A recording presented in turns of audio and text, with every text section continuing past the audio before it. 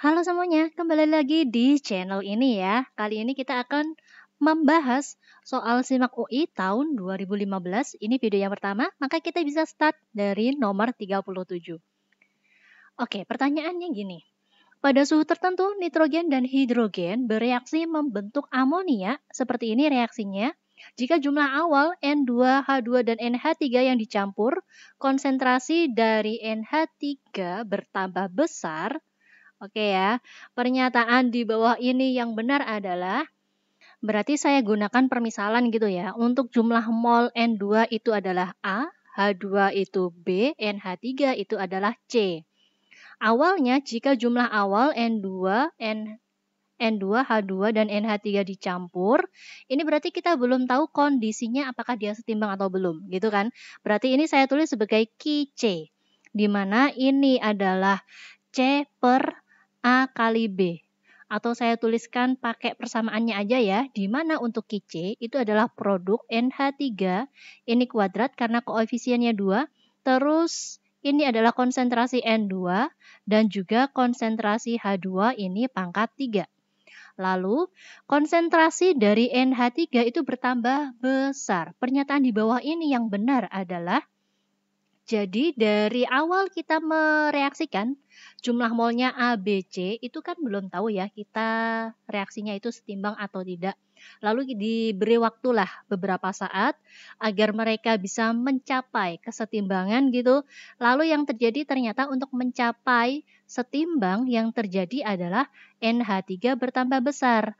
Alias ini adalah konsentrasi produk ya. Konsentrasi produknya semakin besar. Apa yang bisa kita simpulkan? Jika dari Ki-C menuju Kc, yang terjadi adalah reaksi harus bergeser ke kanan, ya kan? Bergeser ke kanan, maka bisa disimpulkan bahwa nilai Ki-C itu lebih kecil dibandingkan nilai Kc. Maka bisa disimpulkan nilai Ki-C sebelum setimbang itu lebih kecil dibandingkan nilai Kc. Sehingga jawabannya adalah yang A. Lalu, soal yang nomor 38, soal yang kedua. Dalam laboratorium patologi, suatu sampel urin yang mengandung 0,12 gram urea dengan nilai MR 60 direaksikan dengan asam nitrit berlebih. Urea bereaksi seperti persamaan berikut ya. Gas yang dihasilkan dan dialirkan melalui larutan NaOH dan volume akhir nanti diukur. Volume gas yang telah melewati larutan NaOH pada temperatur dan tekanan ruang adalah, informasi yang pertama yaitu kita memiliki urea. Ini ya, massa dan juga MR nih, ini MR, maka bisa saya cari jumlah mol untuk urea. Berarti 0,12 gram dibagi dengan 60. Berarti ini hasilnya adalah 2 dikali 10 pangkat. 10 pangkat min 3 mol. Setelah itu, ini ya, 2 kali 10 pangkat min 3 mol, saya jadikan milimol, berarti ini adalah 2 milimol. Bisa saya tuliskan, misalkan ini adalah 2 milimol. Maka untuk CO2 di sini adalah 2 milimol, yang N2 adalah 4 milimol. Ini adalah gas ya. Selanjutnya gimana? Kan gini. Ini emang agak bingung sih kalimatnya. Gas yang dihasilkan dan dialirkan melalui larutan NaOH dan volume akhir diukur. Volume gas yang telah melewati larutan NaOH artinya ya yang ditanyakan adalah volume gas yang dihasilkan. Jadi intinya hanya itu doang. Volume gas berarti gasnya kan ini ada 2 ya, CO2 dan juga N2. Totalnya jumlah mol untuk gas itu adalah 6 milimol, atau boleh saya tuliskan 6 dikali 10 pangkat min 3 ini mol. Lalu yang harus kita perhatikan di sini ada ini nih. Volume molar gas pada RTP adalah sekian. Nah, ini udah dikasih clue-nya. Yang kita lihat berarti ini aja. Volume gas berarti jumlah mol dikali volume molar. Volume molar itu yang ini ya. Maka ini 6 dikali 10 pangkat min 3 dikali 24.000 cm pangkat 3. Di pilihan jawaban juga dalam bentuk cm pangkat 3 kan? Maka ini boleh dicoret. Ini juga coret, sisanya 6 dikali 24. Hasilnya 144 cm pangkat 3. Maka jawabannya adalah yang D. Selanjutnya, nah hati-hati, pelan-pelan aja dulu.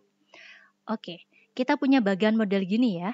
Ada tabung A, ini berisi 0,1 mol gas dan berperilaku sebagai gas ideal. Sementara itu, tabung B, C, dan juga D adalah perubahan yang terjadi pada tabung A setelah diberikan perlakuan tertentu. Pernyataan di bawah ini yang tidak tepat menggambarkan perubahan yang terjadi adalah, oke, karena ini udah disebutin gas ideal, maka rumus yang mungkin bisa kita gunakan sebagai acuan itu adalah PV sama dengan nRT. Oke ya. Lalu yang kita perhatikan, yang kita amati dari gambar itu adalah volume. Maka ini saya jadikan volume sama dengan jumlah mol dikali R dikali T dibagi dengan tekanan. Dalam kondisi seperti ini bisa saya katakan bahwa yang bagian atas ini berbanding lurus. Bentar ya. Sedangkan yang bagian bawah alias tekanan doang ini berbanding terbalik. Bentar. Nah, kita lihat di pilihan jawaban untuk yang A. Tabung B menggambarkan tekanan pada tabung A jika dinaikkan dua kali lipat. Berarti pada kondisi ini, mana nih? Berarti gini ya, ini tekanannya diperbesar 2 kali. Perbesar 2 kali pada jumlah mol dan T tetap. Oke, kita lihat. Mol tetap, T tetap, tapi ini diperbesar 2 kali, artinya apa? Berbanding terbalik kan? Berarti volumenya yang terjadi menjadi lebih kecil 2 kali juga. Lebih kecil 2 kali. Kita lihat. Ini posisinya benar ya, volumenya menjadi lebih kecil 2 kali lipat. Berarti yang A itu benar, yang dicari itu yang tidak tepat, oke? Sehingga kita lihat untuk yang B. Tabung D itu menggambarkan temperatur pada tabung A jika dinaikkan 2 kali lipat. Oke, berarti ini T, ini diperbesar 2 kali lipat pada jumlah mol dan tekanan yang tetap. Oke, berarti ini karena suhunya dibuat menjadi 2 kali lebih besar, maka volumenya juga menjadi lebih besar ya, karena berbanding lurus. Saya tuliskan volume menjadi lebih besar. 2 kali. Ini yang D. Nah, bentar. Ini awalnya gini kan? Berarti posisinya di sini. Dan ini benar, volumenya menjadi lebih besar 2 kali. Maka yang B juga benar. Lalu yang pilihan jawaban yang C, tabung B menggambarkan temperatur pada tabung A jika diturunkan setengah kali. Oke, berentar. Berarti temperatur ya alias suhu ini diturunkan. Berarti diperkecil menjadi setengah kali pada mol dan tekanan yang tetap. Berarti yang kita perhatikan hanya ini aja, dibuat menjadi setengah kali alias volumenya juga menjadi setengah kali ya. Sedangkan yang B ini benar volumenya menjadi setengah kali, maka ini benar. Maka volume menjadi lebih kecil setengah kali. Lalu pilihan jawaban yang D, tabung C menggambarkan jika 0,1 mol gas ditambahkan ke dalam tabung. Oke, berarti ini terjadi penambahan mol yang awalnya 0,1 ditambah 0,1 gitu kan, jadinya 0,2 alias ini saya tuliskan mol dibuat menjadi lebih besar alias diperbesar 2 kali. Terus bentar, dan tekanannya dinaikkan 2 kali lipat. Oke, tekanan diperbesar juga. Diperbesar 2 kali. Sedangkan temperaturnya dijaga tetap. Oke, kita lihat. Bentar. Ini molnya dibuat 2 kali. Tekanannya juga dibuat 2 kali. Maka ini boleh dicoret kan? Artinya ini volume yang terjadi adalah tetap. Bentar, tabung C. Nah benar ya. Ini volumenya tetap. Maka yang ini juga benar. Nah, berarti tinggal yang E doang nih. Tabung C menggambarkan jika 0,1 mol gas ditambahkan ke dalam tabung A. Berarti saya taruh sini ya. Ini molnya diperbesar 2 kali. Ini yang diperlakukan hanya molnya aja ya.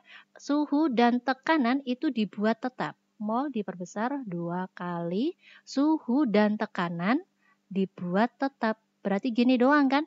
Maka volumenya harusnya menjadi lebih besar 2 kali.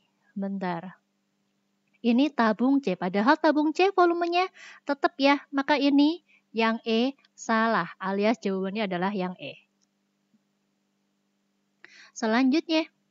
Nomor 40, atom atau ion yang kulit terluarnya bukan NS2NP3 dari atom-atom di bawah ini adalah, nah ceritanya gini, saya kasih cara gampang aja ya, ini NS2 dan NP3 berarti dia terletak di golongan 5A, yang diminta yang bukan golongan 5A. Nah ceritanya nih, kalau kalian udah terbiasa dengan tabel periodik, kalian pasti udah bisa langsung menjawab. Lihat aja di sini. Di sini ada satu jawaban yang paling beda sendiri di mana ada PB+. PB itu kita tahu dia adalah golongan transisi kan ya. Golongan transisi. Nah, golongan transisi itu mau melepas berapapun ya dia akan tetap ada di posisi transisi. Dia akan susah untuk berubah menjadi golongan 5A. Maka jawabannya adalah yang E. Nah, kalian boleh cek nih. Kalau nitrogen, fosfor ini udah jelas golongan 5A.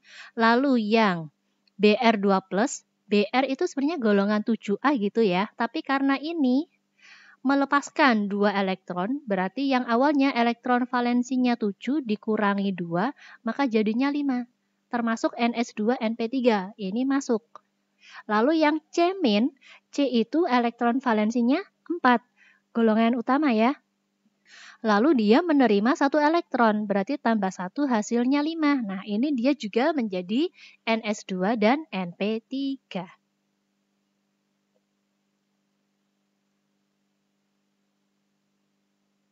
Selanjutnya yang nomor 41. Ada reaksi pembakaran dari etilen. Di bawah ini memiliki perubahan entalpi sekian.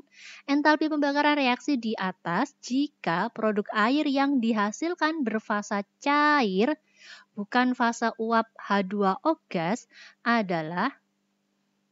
Nah, terus gini. Ini juga ditulisin delta H perubahan fasa dari H2O gas menjadi H2O liquid adalah sekian. Jadi sebenarnya gampang aja ya. Kita tulis aja entalpi pembakaran reaksi di atas. Berarti ini reaksinya tetap tidak perlu dibalik. Ini saya tuliskan dulu C2H4.